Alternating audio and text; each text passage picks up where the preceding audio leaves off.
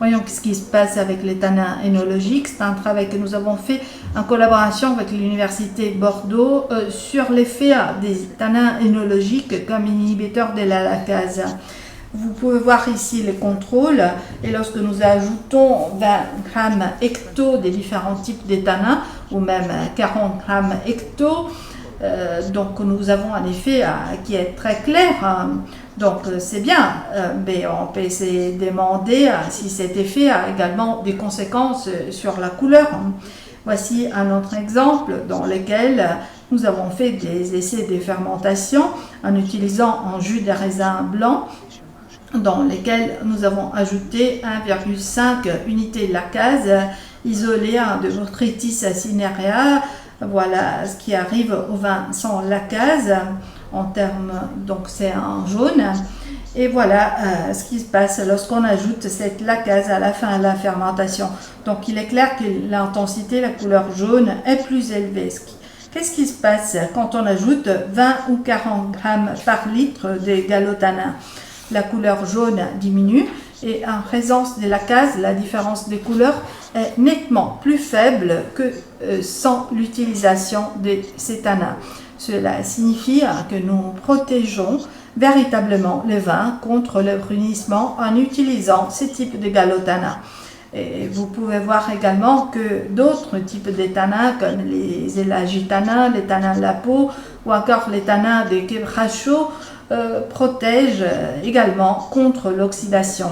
Afin de vous montrer les effets visuels réels de cette protection, nous avons cette image dans laquelle nous comparons la différence totale de couleurs en utilisant les diagrammes Cielab qui nous permet de déterminer si l'œil humain peut effectivement différencier les couleurs de verre. Lorsque cette valeur est supérieure à 3 unités, l'œil humain peut la distinguer, mais lorsqu'elle est inférieure à 3 unités, c'est impossible. Voilà, c'est ce qui s'est passé sans ajouter de tanin. Dans tous les cas, ces différences augmentent beaucoup. Elles continuent à être détectées par l'œil humain, mais au moins vous pouvez voir dans les diagrammes qu'il y avait une protection de la couleur était très claire, très nette. Et voilà ce qui s'est passé dans le vin rouge.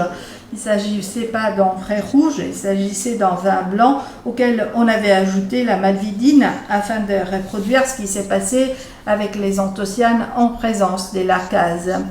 Et voilà qu'est-ce qui se passe lorsque nous ajoutons ces tanins énologiques pour essayer de protéger la couleur. Donc dans ces tableaux, on peut suivre la couleur rouge et on voit que les gallotanins ont une action de protection, c'est clair, parce que en présence des lacases, je perds véritablement de la couleur rouge. Et lorsque nous apportons des gallotanins, on voit que cette différence diminue de manière significative. Cela s'est produit également avec les autres tanins énologiques, avec les allégitanins, les tanins de la peau, et tous font vraiment que la différence des couleurs en n'ajoutant pas des lacases devient vraiment négligeable. Donc c'est la même chose. Donc là, il s'agit de voir si l'œil humain peut différencier, peut distinguer cette couleur. On voit que tous les tanins protègent suffisamment les vins pour que la perte de couleur ne soit pas visible, ne soit pas perceptible par l'œil humain. Donc après l'effet antioxydasique, c'est-à-dire l'effet de protection sur l'activité lacase, nous allons voir ce qui se passe avec les tanins énologiques et la consommation directe d'oxygène. Bon, ici, nous avons les résultats avec les gallotanins, les procyanines et les prodelphinidines. Ensuite, les tanins énologiques du quebracho ou de l'acacia. Et avec les élagitanins venant du chêne. Nous avons travaillé avec 36 tanins commerciaux différents et c'est la moyenne de différentes familles. Donc il est clair que la consommation d'oxygène est réelle, mais on peut se demander si ce taux de consommation est suffisant pour protéger le vin contre l'oxydation. Voilà un tableau qui essaie de comparer la consommation directe d'oxygène, de l'anhydride sulfureux, de l'acide ascorbique avec une comparaison avec avec les différents tanins ethnologiques par rapport à une référence des 100% qui sont les sulfites. Alors vous voyez que les agitanins sont les plus efficaces pour consommer l'oxygène, ils sont vraiment très efficaces.